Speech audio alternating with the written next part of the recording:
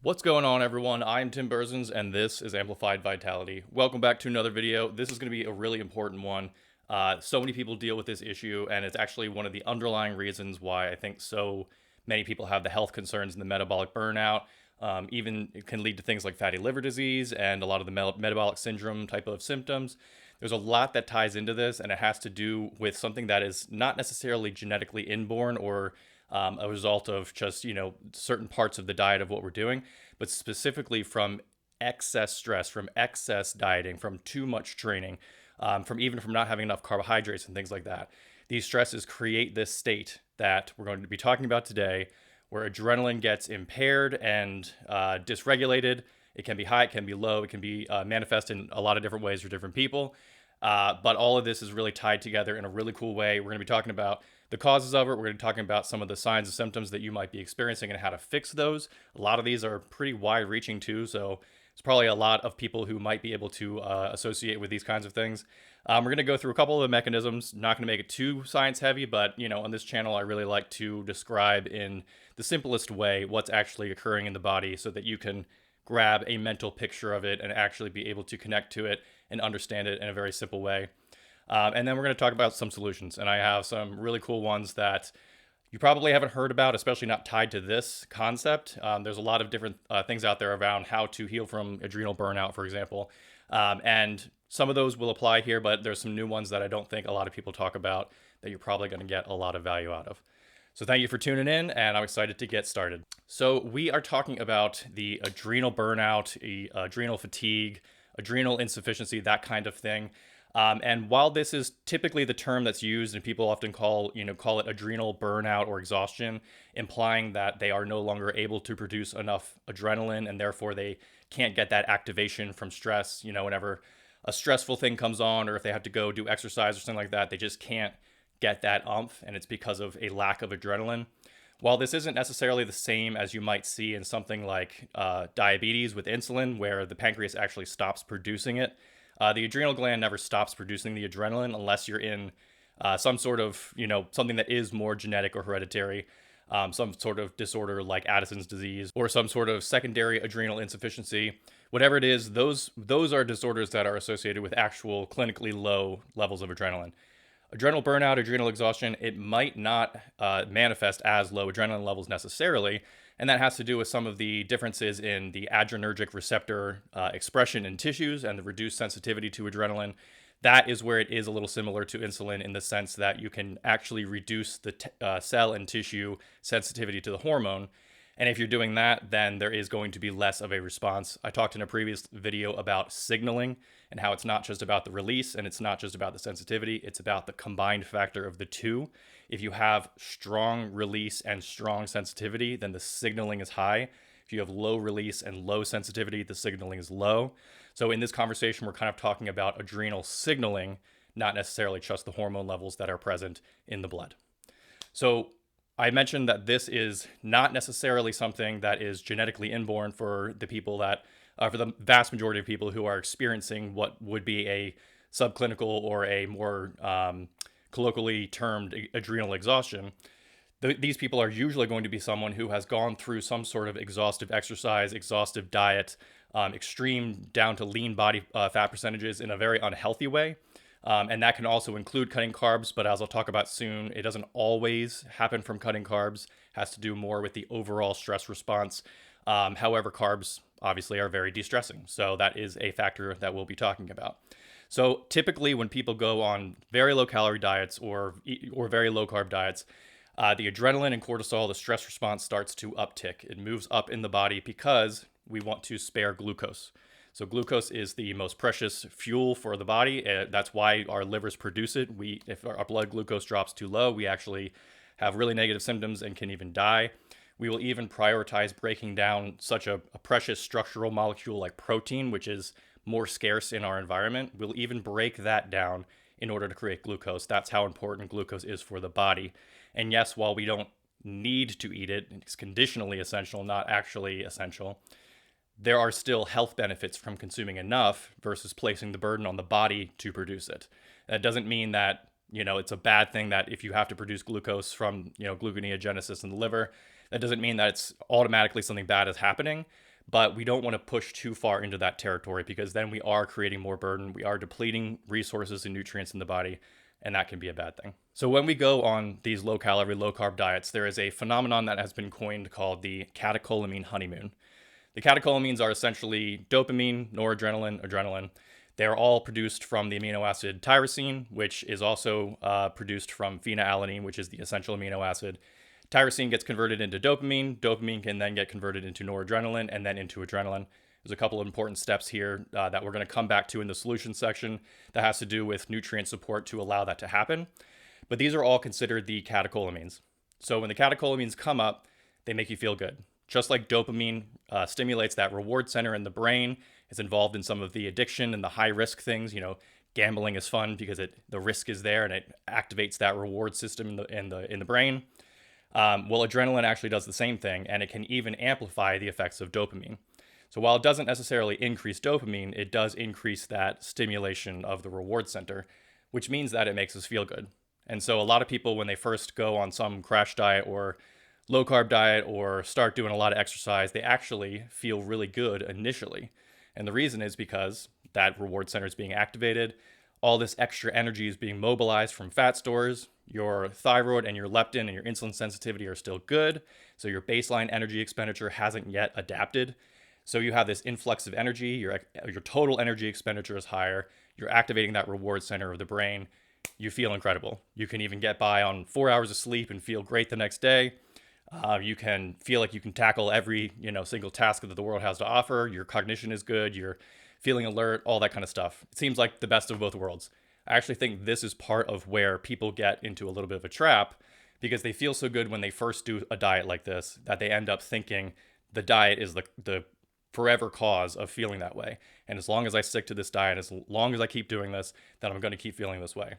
And the unfortunate truth is you're selling your long-term metabolism. You're selling your long-term resiliency and stability for the short-term pleasure, for the short-term energy release, for that ability to overcome the stressor, which in this case is either the excess exercise or the excessive calorie restriction or carb restriction. And as many people will attest to, after you follow something like this for 3 to 6 months, things start to change. You start to feel a little more tired. You don't lose fat as well. Feel like you need to take a little more rest. Maybe your cognition feels a little slower.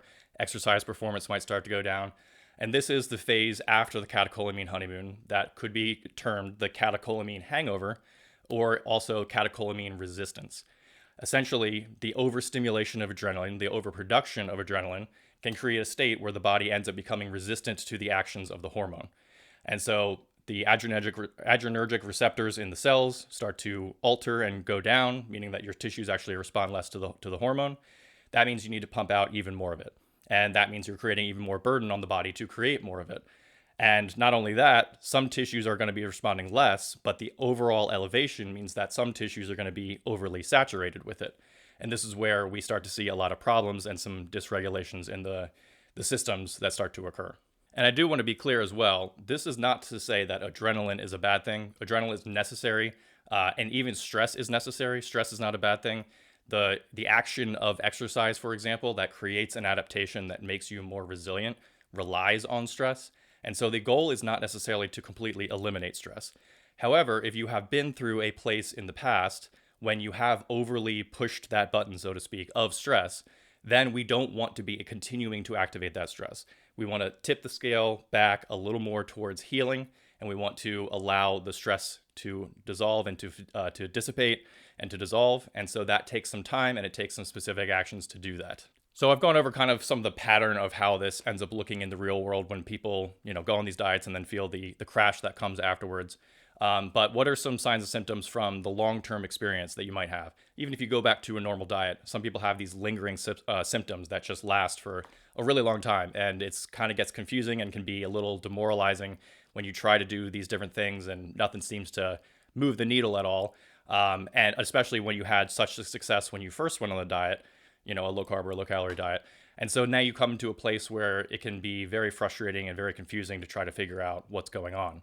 But the first sign of symptom is going to be daytime fatigue. So throughout the day, we're supposed to have high serotonin. We're supposed to have a decent amount of cortisol in the morning that ends up fading. We're supposed to have energy production that allows us to think and to act and to have all the energy that we need to do in order to live life. And this is such an important piece of the whole health picture in general, because the energy that you need to do life is literally going to determine the quality of your life. When you have more energy and you have the ability to freely spend it, right? You're in abundance, then chores don't seem so hard, right? You can keep your house clean. You can pay your bills. You can do all the things you need to do. Going to work would be easier, for example. The things that keep you healthy, like exercise, those become things that you want to do instead of things that you have to do. All of these kinds of things, they're dependent on that baseline level of energy. And that's why this is so crucial to understand. So because we're resistant to the action of adrenaline, the stresses of life that come at us in the day are that much harder to mount. It's harder to get over that stress because the hormonal situation that allows our bodies to activate the energy in order to do so are impaired at the time. So this is where things can get a little tricky. Adrenaline also is usually released with cortisol because it's part of that stress cascade. Cortisol actually inhibits TSH, the thyroid stimulating hormone. That means you have less T4 and T3 from the thyroid gland being produced because the stimulating hormone, thyroid stimulating hormone, is lower. In addition to that, the conversion of T4 to T3, which T3 is the active thyroid, is the one that has all the metabolic effects and really delivers those pro-metabolic, high energy expenditure types of things, tells the cells that it's okay to burn fuel. That conversion is reduced when cortisol is high. So cortisol is also baked into this catecholamine honeymoon type of thing. The second one that we're going to talk about is insomnia. And this is especially something that I've talked about a lot before, and some people have really wanted a full video on this, which I will definitely need to do. This is definitely connected to it as well, though. All of the stuff that we're talking about today will likely apply and can even be some of the solutions to the problems that we're dealing with as far as insomnia and sleep go. And so the two ways that adrenaline can affect insomnia and sleep and can, cause that 3 a.m. awakening that so many people deal with, wide awake in the middle of the night kind of thing. The first one has to do with the general fact that adrenaline is stimulatory, right? And so if you're in a constant state of adrenaline and chronically high adrenaline, falling to sleep is going to be a problem. A lot of people don't have the actual problem of being able to fall asleep, though. The problem is more about waking up in the middle of the night. And that has to do with the fact that adrenaline causes the liver to do gluconeogenesis and to break down its liver glycogen in order to supply glucose for the blood. The adrenaline response is to mobilize fuel, and it wants to dump fat and dump carbs into the system so that when you're running from a murderer or something, you have the energy for your muscles to use. Of course, when we're not active and we're just having mental stress or are dealing with some metabolic disturbances from previous stresses that we've gone through, that adrenaline is still elevated. It's still dumping all your fuel sources into the bloodstream. And the problem with this is that in the middle of the night, especially around 3 a.m., the liver goes through a detoxification cycle that requires energy in order to do. If the liver does not have any glycogen, that's going to trigger an even stronger stress response, produce more adrenaline for the blood, and then cause that alert waking feeling that makes you stay awake and unable to fall back to sleep. Now, eventually that ends up fading because as the liver gets finished with the circadian process of detoxification in the middle of the night, then adrenaline drops back down. But unfortunately now is when socially we're supposed to get up and, we have the sun coming up and things like that. So if that's the case, then we're going to get tired when we're supposed to be waking up again. And then the second way that adrenaline affects sleep is through melatonin synthesis, because melatonin synthesis relies on methylation. Specifically, it uses the methyl group from SAM, which is S-adenylyl methionine. This is the primary methyl donor for different functions in the body, for DNA methylation, for detoxification processes, so many different things. Melatonin synthesis requires these methyl groups in order to be produced, but so does adrenaline. And so when adrenaline is being constantly produced, we're actually reducing our methylation capacity, and that can affect melatonin synthesis. All right, next, addiction tendencies. If you feel like you're constantly reaching for more coffee and you just can't get enough coffee, nicotine, same kind of thing. If you feel like you have some of those kind of addiction tendencies, this can be related to adrenaline as well. I already talked about how adrenaline and dopamine, both catecholamines, act on the reward center of the brain. And so when that reward center gets overactivated, we create a cycle of dependency where we need more and more stimulus in order to get that same kind of response. And so because of this, we keep going back to things and we keep asking for a stronger stimulus in order to get that effect. This is classic addiction phenotype. It is how we kind of see the addiction process play out, and it has to do with that overactivation of the reward center. Related to this is also anhedonia, which is the lack of ability to experience pleasure, which again happens because in order to get that reward center activated, you have to do so much extra stimulus in order to get there. Now, the next sign and symptom that you might see is weight gain or a really hard time losing weight. And the reason for this is kind of paradoxical, actually, because, adrenaline stimulates lipolysis in adipose tissue, releases the fat into the bloodstream, and actually increases your short-term acute energy expenditure. And so you would think that this would all pair together to create weight loss. And again, in the short term, it does. When you go on the low-carb, low-calorie diet and you get that catecholamine honeymoon, you are going to get an initial bit of weight loss because of this mobilization of fuel. But in the long term, it's the opposite effect. Now, why does that happen? Well, first of all, it does have to do with the catecholamine resistance, the resistance to the action of adrenaline.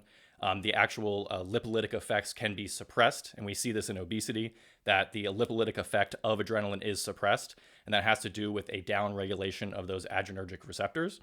And this paradoxically also is paired with high free fatty acids in the blood, but that has more to do with lipotoxicity. We're going to come back to that in a minute, but it has less to do with adrenaline in this case and more lipotoxicity.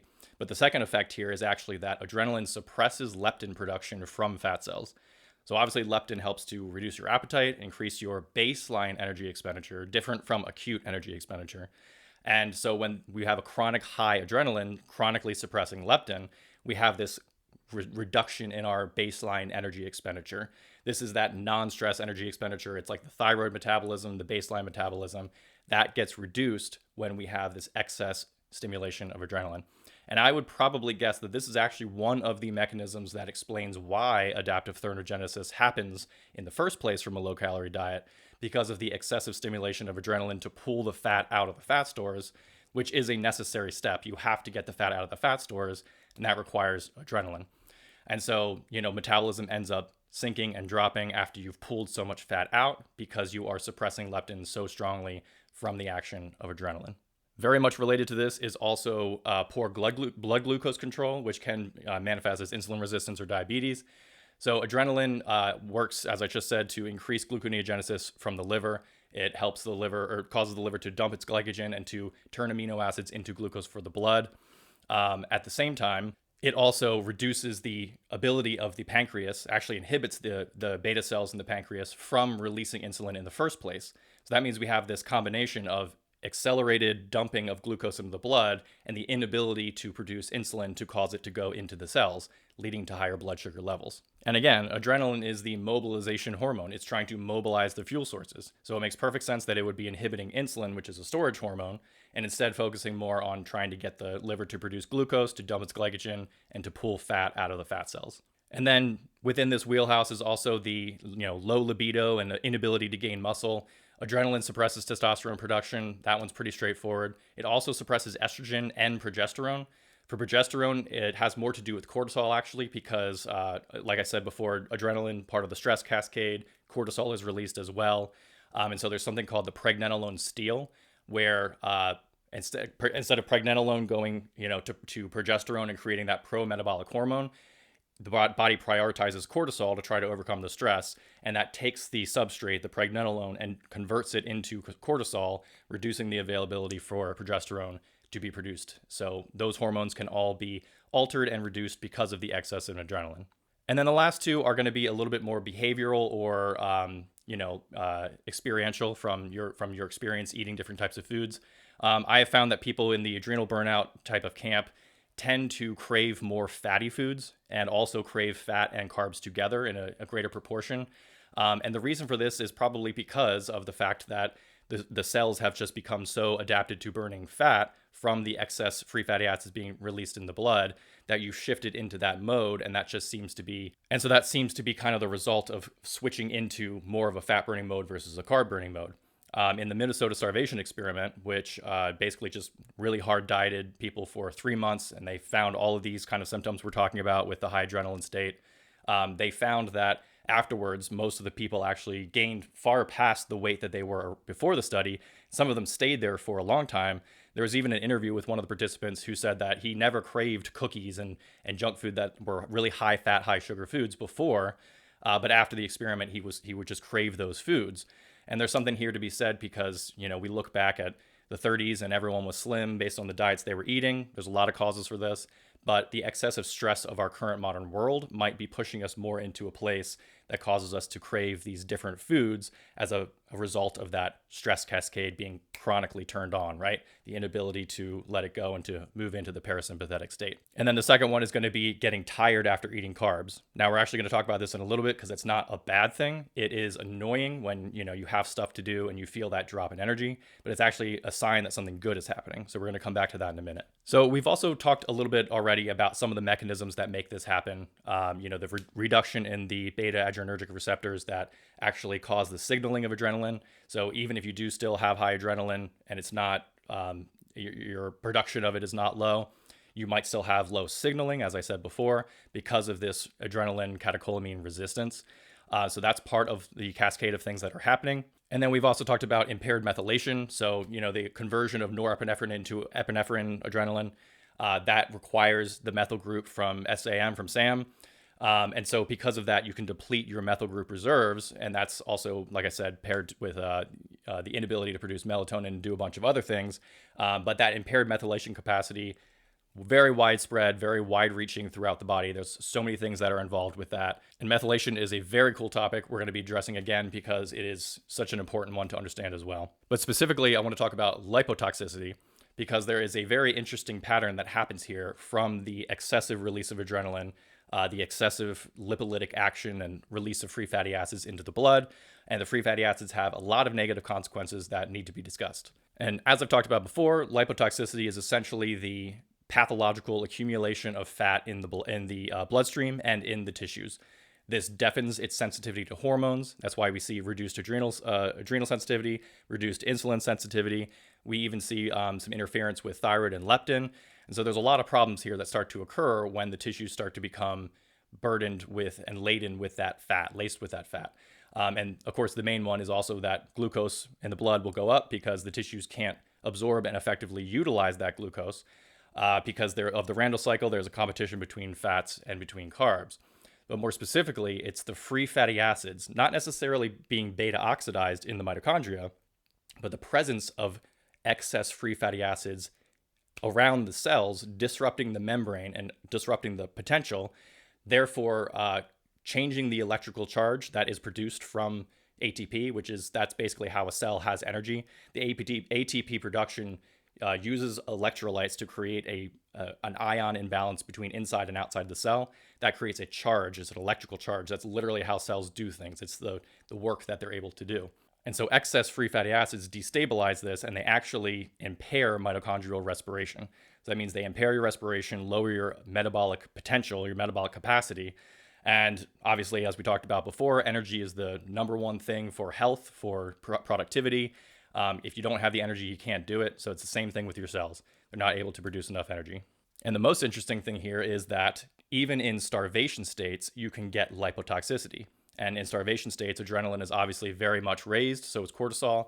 We're in a very low-calorie environment. Our bodies are under stress. They're doing everything they can to provide enough energy to allow the cells to continue to function and to preserve the health and the life, really, of the organism, the survival. And even in starvation states, we can see things like fatty liver happen, which sound very counterintuitive, right? Because if we're burning energy and we're not taking any energy in, why would we be getting liver fat accumulation? But the problem is because of that excess lipolytic effect, the elevated free fatty acids in the blood, the liver trying to clear them up by taking them in and then exporting them as VLDL. Not all of them get exported. They start to accumulate in the liver, start to impair the respiration of the cells in the liver. And then because of that, there's a whole bunch of stuff with glucose that happens, and essentially fatty liver ends up accumulating. Similarly, with insulin resistance and things like that, we actually find that adipose tissue has lipotoxicity as well. And this is really a good case for understanding how free fatty acids cause this and not just generalized fat.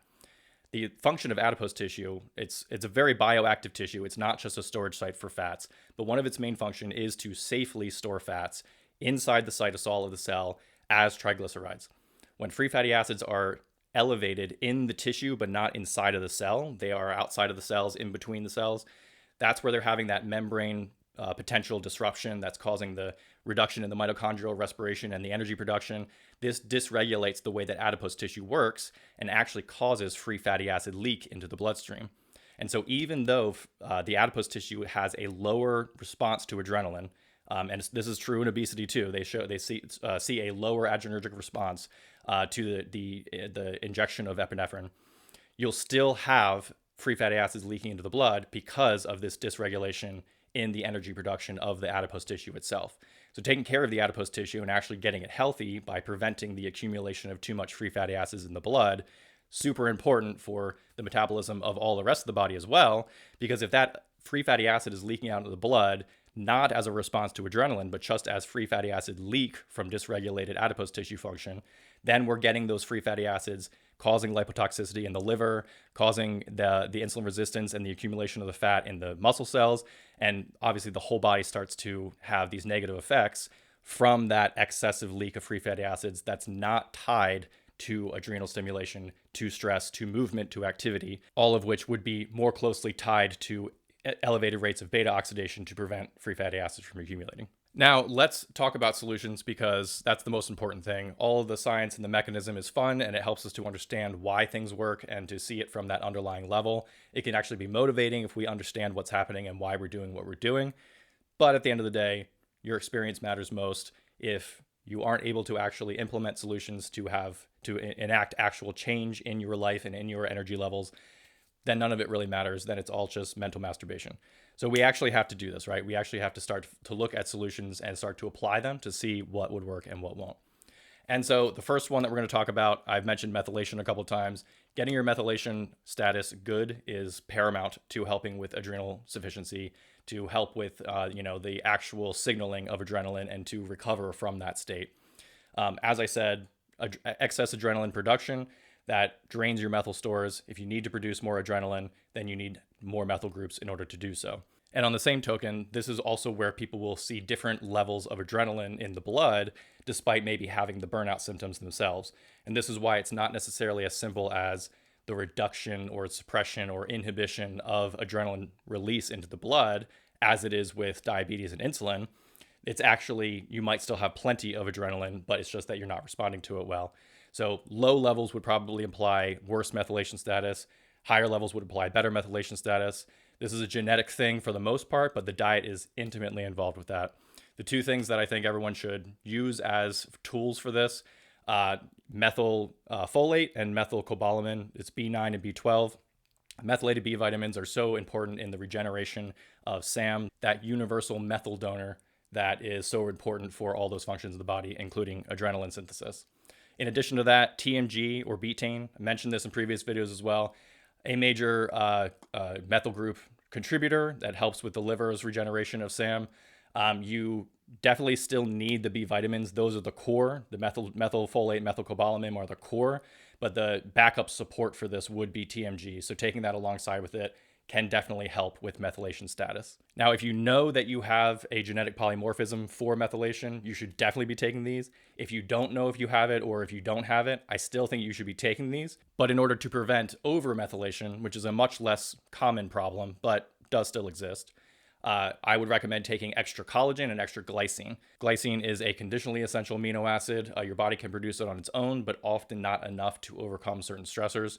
Taking it before bed can help with sleep. It has inhibitory effects, and it's released alongside GABA. So it has very parasympathetic activating, reduction in sympathetic and stress levels. This helps very well with adrenaline, but as far as methylation goes, it actually acts as a methyl sink. So it doesn't drain your methyl groups, but it does prevent the overmethylation by holding on to those extra methyl groups if your body doesn't need them. So even if you don't have one of those polymorphisms and you still take these methyl B vitamins, taking glycine or extra collagen along with it, getting that glycine up in your diet, will create a protective effect against overmethylation and kind of just make it easier for all of these things to happen. And then secondly, vitamin C support. Vitamin C is required for the conversion of dopamine into noradrenaline or norepinephrine.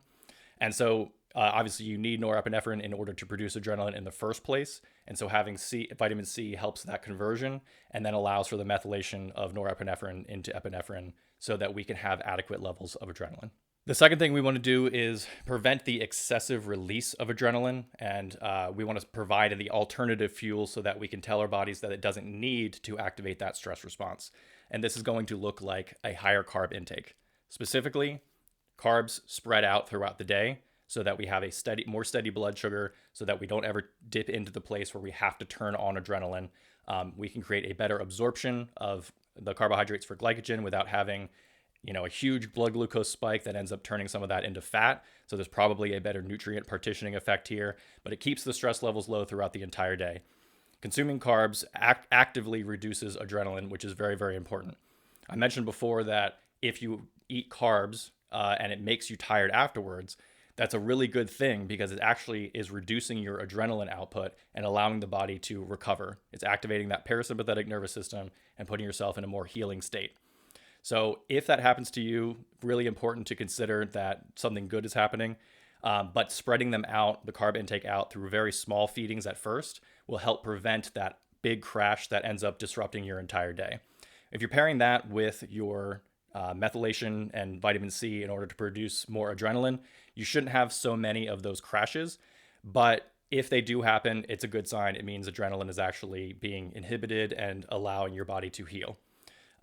Start with those small meals spread apart because, again, like I said, you're not going to have those big crashes. You're not going to have the big spikes in blood glucose. But then over time, titrate up, ramp up your total carb intake. The total carb intake is going to be the most important thing for eventually healing from all this and getting the glucose metabolism running again, suppressing excessive free fatty acid release and excessive fat oxidation, allowing those tissues to heal from the lipotoxicity, become more sensitive to adrenaline, and put you in a place where you actually can burn fat again because now the cells are actually going to listen to adrenaline instead of being deaf to it. Now, for total calories, I would stick to maintenance calories. I wouldn't try to reduce them. At least during the healing phase. As long as you're getting adequate carbohydrates, you should be suppressing the stress enough, but lower energy intake is still going to activate some of that stress response. If you're in this burnout stage, healing needs to be the priority. That is going to sensitize you to adrenaline and allow you to burn fat in the future by improving thyroid hormone, improving adrenaline sensitivity, and all that kind of stuff. However, this is a case where I think that lowering total fat intake can be helpful. It allows you to get in more carbohydrates so you get more of that effect without having too many total calories in the diet. Protein shouldn't be low. It should be adequate, which in my eyes is somewhere between 0.5 to 0.75 grams per pound of body weight. For maximum muscle growth, you can go up to 0.82, but I don't necessarily feel the need for that as long as your training is really strong and solid and then you're making consistent progress. That's going to matter so much more than that little bit of change in protein intake.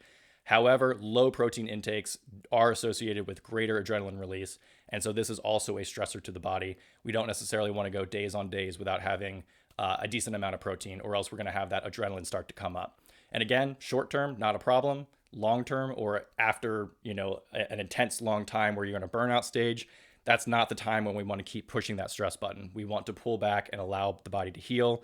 That means adequate protein, higher carbs, but again, ramping them up and spread out throughout the day, and then lower fat. Doesn't have to be minimal, completely minimal, but just lower on the lower side. Fat also does slow digestion, so that also does help to spread the carbs across a little bit longer of a time. And so because of that, that can help. So you don't have to be eating all day long every day. You can have three meals, 4 meals, spread your carbs out, a little bit of fat to help with that slower absorption, and you'll be golden.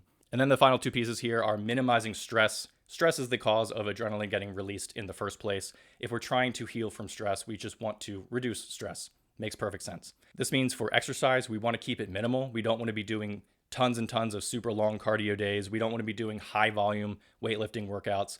This can scare some people because they're afraid they're going to lose muscle or they're afraid they're going to lose their performance capacity for cardio. But the truth is the adaptations that you have gained already require about 1/3 of the stimulus in order to maintain them. That means you can pull back on the volume big time, just hit the intensity, very short workouts, very high intensity. That's not going to cause too much excessive stress in the long run, but it will maintain the adaptations that you have. And you might even be able to continue to make adaptations depending on how burnt out you are. The overtraining syndrome in general is related to all of this adrenal burnout type of stuff. And so over-exercising can very much push that button a little too hard and move you out of the state that you want to be in. So pulling that back, doing the minimal, but keeping the intensity there so that you still have the stimulus for that adaptation, and then you're able to maintain that adaptation, that's going to be key. But you don't need tons of volume. It can be a handful of sets for each muscle group throughout the week, and maybe a couple sprints and then one longer run. That would be perfectly viable for this. But again, depending on where you're coming from, if you're in a more extreme burnout case, you might need to pull it back a little more and just do some walking and some light stretching for a little while just to kind of get yourself to heal. And then finally, the last one, which is, in my opinion, a beautiful tie-in to the mind-body connection. And it's something I haven't talked about in recent videos, but it is still such a core part of my philosophy for health and nutrition, is the emotional release. And whether you want to call it spiritual or psychological or emotional, it is the ability to let go of stress, the ability to be present with the thoughts and the emotions, the ability to not get sucked into them, let them take you over, spiral you up into stress, and then continue to pump out all that adrenaline. In today's day and age, with the constant stimulation from technology and the pressure of the global world and politics and all that, and even the comparison from a tribal perspective of, where you rank from a social ranking, comparing to the world versus comparing to your small tribe. All of these things affect our psychology in a way that puts us in this chronic state of stress. And that doesn't even include all of the personal things that might be stressors in your life, conditioned responses from childhood that were traumatic and have stuck with you and created an identity that is a tight bound identity that is chronically stressed and unable to let go and release. This inability to feel safe, to even on an unconscious level have this low hum of stress that you don't even know is there because you get used to it like the hum of a refrigerator. All of these things play into your total stress and your total adrenal response, and more importantly, your ability to activate the parasympathetic nervous system. Parasympathetic nervous system, healing, digestion, sleep, all of these things are so important for the proper functioning of the body. And if we're constantly in this tight, emotionally stressed place, our bodies are going to be constantly putting out adrenaline and cortisol, moving that needle more towards that stress metabolism and taking away from our resilience and our ability to function. This is what causes premature aging, along with other things, of course. All stresses are cumulative, but one of the main ones that I see is this emotional stress from people who haven't really come to a place of conscious understanding of how to release, how to let go, how to be present with their thoughts and the emotions, and to observe without attaching. This is so important. Meditation is a huge tool here. Journaling or reflection can be great as well. Even doing some, visualization. All of these things can be very, very helpful. So I'll leave that there for now. But the tie-in for the emotions and the mind and the body here, so important, especially when it comes to something as sensitive to the mind as adrenaline and cortisol. These stress hormones are going to absolutely be elevated for people who have not learned to allow themselves to relax and release. So I ended up fitting a lot more in that video than I was really planning. This is a little longer than I was expecting, and I really had to kind of blast through a couple of the topics just in order to get it all out. I will probably end up re-exploring some of these topics in future videos, but this is like a good overview of one of the base problems that I see as far as the metabolic issues that so many people are dealing with, and especially from the health and fitness space that has been is obsessed with doing the extreme versions of things, and the preoccupation with getting super lean or super muscular, and so exercising like crazy and punishing the body for excessive long time. This is going to cause that metabolic burnout that just reduces your resiliency and your productivity and your efficiency. We want to fix this. We want to fix the adrenaline issue, and that is what this entire video is aimed at trying to do, helping us understand it and to move forward to heal it. So I hope that you enjoyed that. Please leave a comment below and we'll continue the discussion down there. Lots of stuff to talk about as far as this goes. Like I said, I just blasted over a lot of it, so there's going to be some more in-depth stuff that we need to talk about. Give me a like if you enjoyed this video, and please subscribe. It helps me grow this channel. And I'm trying to get to that 10K mark, pretty close right now. So anything you can do would be helpful on that front. I also have a Patreon linked below, that I'm going to be posting some of my notes and my article for this. So if you want to check that out, head over there. It'll give you a little more time to kind of like piece through all the different data points that I'm talking about. Thank you all for watching. I hope that you have a fantastic rest of your day. We will talk again soon. Peace.